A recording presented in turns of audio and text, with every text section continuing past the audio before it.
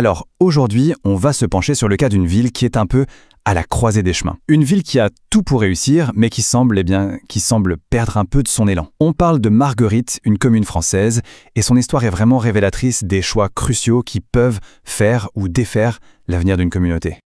Au fond, qu'est-ce qui fait qu'on se sent vraiment bien quelque part, dans une ville? C'est les petites boutiques du centre? L'animation sur la place du marché? Ou juste ce sentiment que tout ce dont on a besoin est à portée de main? C'est une question simple en apparence, mais elle est vraiment au cœur de l'analyse qu'on va décortiquer maintenant. Alors, pour bien comprendre ce qui se passe, on va procéder par étapes. D'abord, on va regarder de plus près ce déclin d'attractivité. Ensuite, on va poser un diagnostic. Pourquoi ça arrive? Après, on verra une comparaison assez frappante avec une autre ville. On se penchera aussi sur les questions de revenus et de patrimoine, c'est crucial. Et enfin, on verra s'il y a une porte de sortie, une voie vers le renouveau. On commence donc par le premier point, ce fameux déclin de l'attractivité. C'est le cœur du problème soulevé dans le rapport. La question c'est comment une ville en arrive-t-elle à perdre petit à petit ce qui la rendait vivante, ce qui la rendait désirable? L'analyse qu'on étudie définit une ville attractive autour de quelques piliers. C'est quoi? C'est des commerces locaux diversifiés, un centre-ville qui vit, des services de base comme la santé ou l'école. C'est aussi des entreprises qui créent de l'emploi localement et un patrimoine agricole qui est mis en valeur. C'est cet équilibre un peu fragile, en fait, qui semble ici menacé. Sauf que ce tableau un peu idéal, il s'effrite. Le rapport est plutôt direct là-dessus. Malgré des atouts évidents, Marguerittes serait en train de perdre de son attractivité économique. Alors, la question c'est comment on en est arrivé là? Pour y répondre, le rapport pose un diagnostic assez précis et met le doigt sur plusieurs causes profondes de ce déclin. Le premier problème qui est identifié, c'est un modèle de développement qui, d'après l'analyse, privilégierait les grandes enseignes nationales au détriment des commerces locaux. L'arrivée de ces grandes marques n'est pas présentée comme une opportunité, mais plutôt comme un choix qui favoriserait les grands groupes et qui affaiblirait l'économie de la ville elle-même. Et les conséquences décrites dans le rapport sont assez lourdes. On parle d'emplois plutôt précaires, avec peu de valeur ajoutée. Les profits générés, ils ne restent pas sur le territoire, ils s'en vont. Les artisans et les petits commerçants, eux, se retrouvent en grande difficulté. Et pour couronner le tout, cette zone commerciale servirait au final davantage la grande ville voisine que les habitants de Marguerittes eux-mêmes. En gros, c'est une richesse qui est créée sur place, mais qui ne bénéficie pas à ceux qui la produisent. Le deuxième gros problème, c'est le déclin du centre-ville historique. C'est un phénomène assez classique malheureusement. Le cœur de la ville, qui était autrefois le centre de toute la vie locale, il perd de sa vitalité. Et là, on ne parle pas d'un vague sentiment. Le rapport est très précis. Il liste des fermetures bien réelles. Un cabinet de radiologie, une pharmacie, des médecins, une banque, la poste, des restaurants. Chaque fermeture comme ça, c'est un service en moins pour les habitants, c'est une commodité qui disparaît et c'est un peu plus de vie qui s'échappe du centre-ville. Et enfin, le troisième point du diagnostic, c'est l'agriculture. L'analyse pointe un vrai paradoxe. On est sur une terre fertile avec un vrai potentiel, mais les agriculteurs ne seraient pas assez soutenus. Le symbole le plus marquant de ça, c'est la disparition de la cave coopérative. C'est carrément une partie de l'identité locale qui s'efface au profit de l'urbanisation. Maintenant, pour bien saisir l'ampleur de la situation, le rapport propose une comparaison. Une sorte de miroir en opposant Marguerittes à une ville voisine de taille similaire, Uzès. Et c'est là qu'on voit que deux trajectoires radicalement différentes sont possibles. Cette comparaison, elle est saisissante.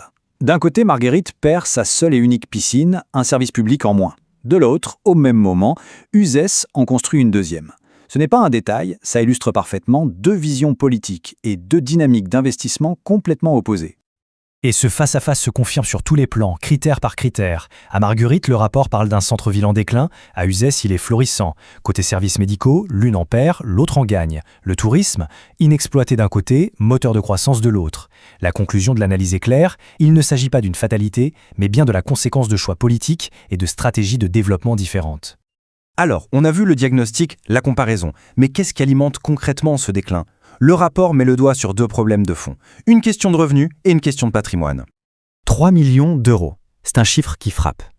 D'après les informations du rapport, c'est la somme que la zone commerciale de Marguerittes générerait chaque année, juste en taxes.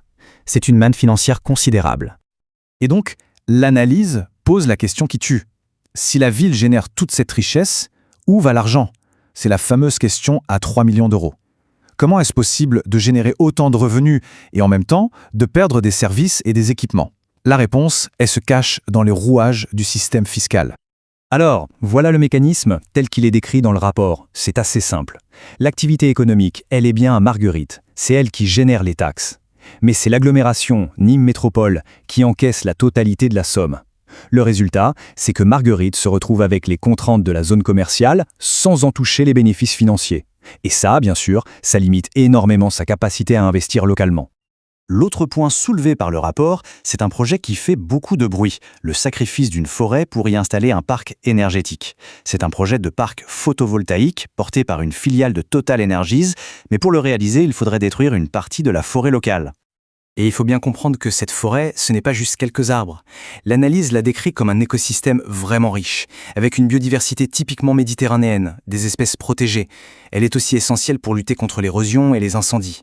C'est un vrai patrimoine naturel et culturel, et sa destruction serait donc une perte irréversible. Et ce projet est très loin de faire l'unanimité. En fait, d'après les chiffres cités dans le rapport, l'opposition est massive. Lors des consultations publiques, près de 90% des avis exprimés auraient été contre. C'est un véritable front du refus qui s'est mis en place. Alors face à ce diagnostic assez sévère, est-ce que tout est fini? Non, parce que le rapport ne se contente pas de lister les problèmes. Il propose aussi des pistes, une autre voie possible, une vision alternative pour le futur de la commune. Et cette vision alternative, c'est un peu un changement complet de logiciel. L'idée, ce serait de s'appuyer sur les forces vives locales, revitaliser le centre-ville, soutenir les artisans et les agriculteurs, développer un tourisme de qualité et bien sûr, protéger le patrimoine naturel. Et le point clé de tout ça, c'est de négocier pour récupérer une juste part des impôts générés sur la commune, pour pouvoir enfin réinvestir dans la santé, le sport et la culture. Bref, un projet qui repart de l'intérieur. Au fond, le cas de Marguerite nous renvoie à une question bien plus large, une question fondamentale qui dépasse largement les frontières de cette seule ville. Comment une communauté peut-elle ou doit-elle trouver le juste équilibre entre la croissance économique et la préservation de son identité locale? Comment faire en sorte que le développement profite vraiment à un territoire et à ses habitants? C'est une réflexion essentielle sur l'avenir qu'on souhaite dessiner pour nos villes et nos villages.